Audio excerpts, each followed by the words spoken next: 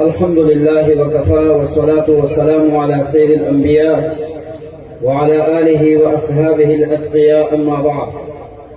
أعوذ بالله من الشيطان الرجيم. بسم الله الرحمن الرحيم. ألف لام ميم ذلك الكتاب لا ريب فيه.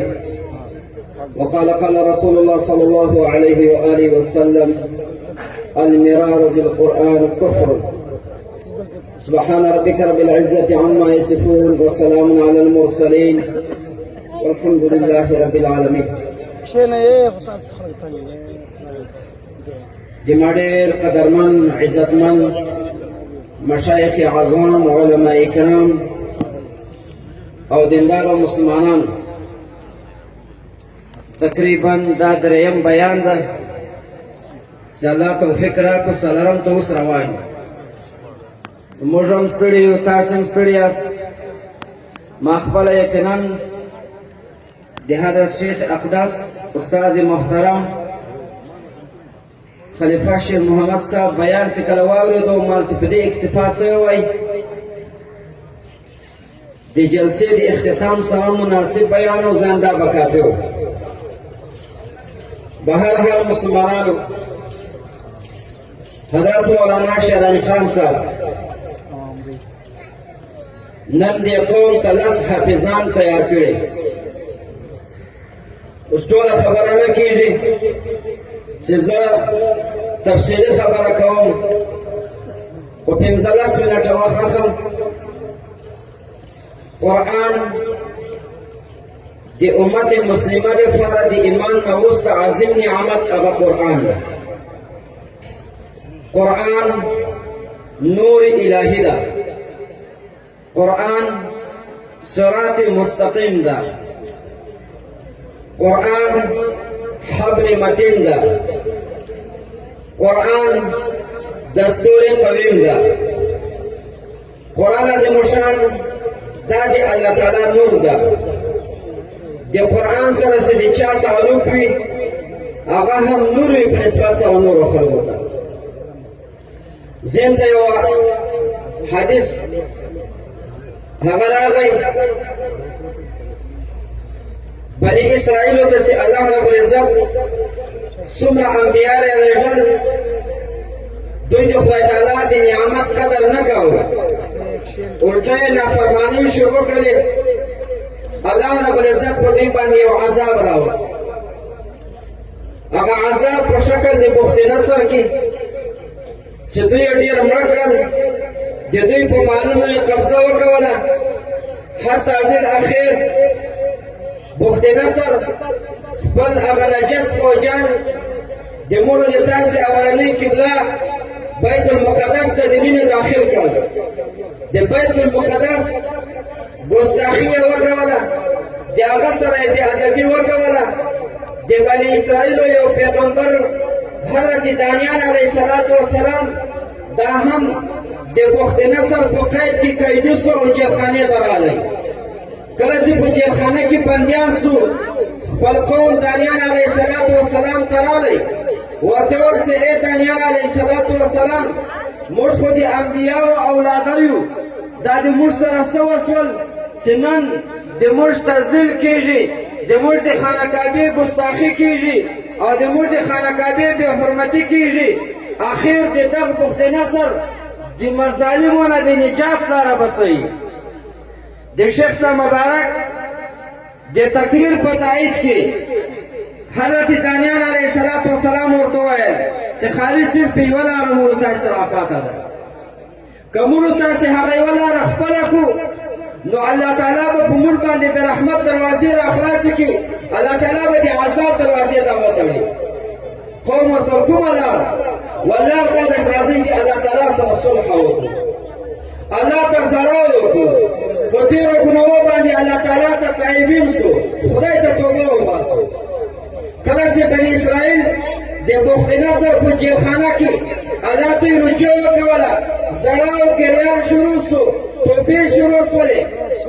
هم په دغه وخت کې بخت نصر خپله د شپې یو خوب ولید، خو داسې خوب یې ولید چې هغه خوب ډېر د روح نه ډک و، هغه ډېر د ډار نه ډک و چې کله راپورته سو د بخت نصر نه خپل خوب یې کاهنان یې راوغوښتل، نجومګر یې راوغوښتل او ورته ویې ویل چې تاسې ته زه تنخواوې درکوم، تاسې ته زه پیسې درکوم، تاسې یوه دعوه کوئ چې موږ سره علم غیب ده، که د تاسې سره علم غیب رښتیا وي راوښئ داسې ما د شپې ټول خوب لیدلی ده.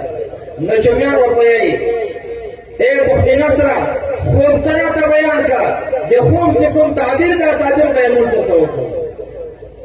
بخت نصر ورته وویل خوب د ما د ذهن نه وتلی ده.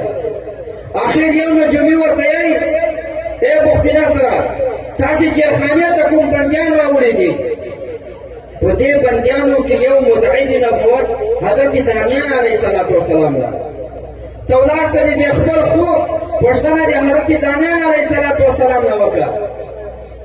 بخت نصر چې کله راغی ده نه یې پوښتنه وکړه د خپل خوب په باره کې، دانیان علیه السلام ورته ماته نه دمه.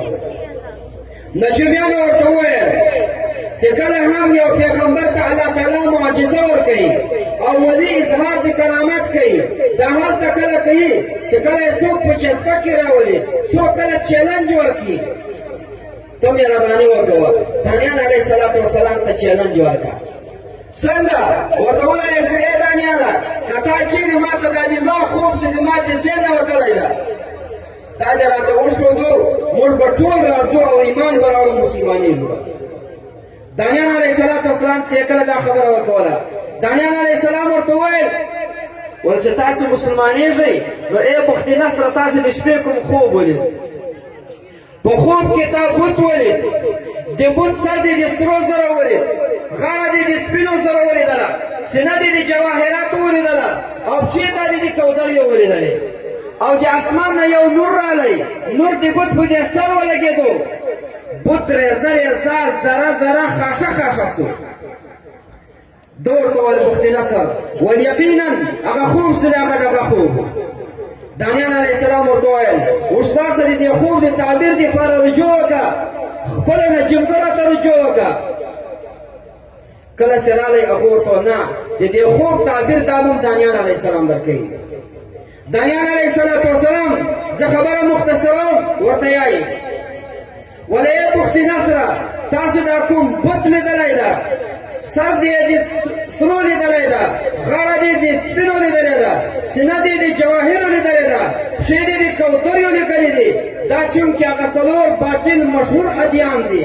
سر که د سرو وینې دا یهودیت ده، غاړه که د سپینو وینې دا نصرانیت ده، سینه که د جواهرو وینې دا مجوسیت ده، پښې که د کوترو وینې دا صابئیت ده. او د اسمان نه چې کوم نور رالی د آخري پیغمبر به راځي نوم به یې محمد مصطفی صلی الله تعالی علیه و وسلم. الله به یو کتاب ورکوي، دا به قرآن وي، دا به نور وي، داسې کله د اسمان نه راسي ځمکې ته څه به وسي؟ دا څلور ادیان، دا باطل ادیان، یهودیت به ذره ذره سي، نصرانیت به خاشه خاشه سي، مجوسیت به ختم سي او صابئیت دا به ټول ختم سي، خالص صرف یو دین به پاتې سي، هغه دین د چا ده؟ دین د اسلام ده. نو مسلمانانو نن هغه نور مولانا شیر علي خان صاحب لسو کورو ته ورسوو، سره کم یې ورسوو. ګوره د مونږ د تاسې قرآن ده، قرآن ډېر سپارې ده، قرآن یو سل څوارلس سورته ده، قرآن اووه منزله ده، قرآن 540 رکوع ده او قرآن عظیم الشان 6666 آیاته ده او قرآن عظیم الشان 3,23,780 حرفه ده. خو سورتونه بیا بعض لکه اته اتیا شپږ اتیا دا مکي او 28 سورتونه دا مدني دي. سجدې مثلا 14 دي.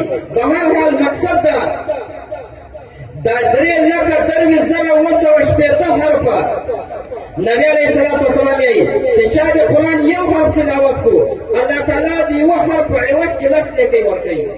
حضرت علی کرم الله وجهه د دغه حدیث په تشریح کې لیکي یایي چې دا یو په لس څه ورکوي، دا هلته ورکوي چې کله یې بغیر د اودس نه تلاوت کوي.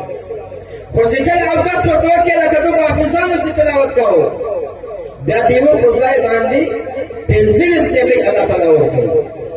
اوس تاسو حساب ورته وکړئ هر حافظ چې د قرآن یادوي د قرآن دور کوي تقریبا هر یو سورت هر یو حرف چې کم یې ویلی یم تقریبا دا 100 وارې ویلی ده.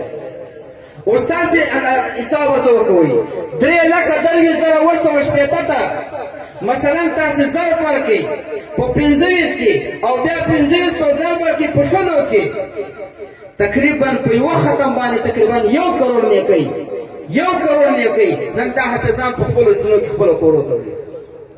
او د هغه سره سره الله داسې طاقت ورکوي الله داسې روحانیت ورکوي هغه سخته ورځ چې په هغه ورځ باندې به پلار او زوی دې وله منډې سره وایي لور او مور به بېزاروي ورور او ورور به بېزاروي لیکن حافظ صاحب په دې میدان باندې ولاړي 10 کسان هغه چې په هغو باندې د جهنم فیصله سوې هغه به د جهنم نه باسي او جنت ته به یې بیایي. دا څومره عظیم احسان ده. زه هسې خالي خبره درته کوم والله ما ته دا قوم ډېر قدرمن قوم ښکاره شو. دا مدرسه چې ما ولیدله او دا خدمت مې ولید نو دا معلومه خبره ده چې دا قوم د شیر علي خان سره اوږه په اوږه باندې ولاړ دي د ده معاونت کوي ځکه نن خدمت هم داسې عام ده. الله دې دې جامعې ته مزید نور ترقي نصیب کړي. الله تعالی جل شانه د نورو تاسو ټولو ته خپله رضا را نصیب کړي. وما علی الا البلاغ. ماشاءالله خالي ولازم تجيني من مثل وطور بیا به ان شاء الله فورا د سربندي دعای بیا به جمع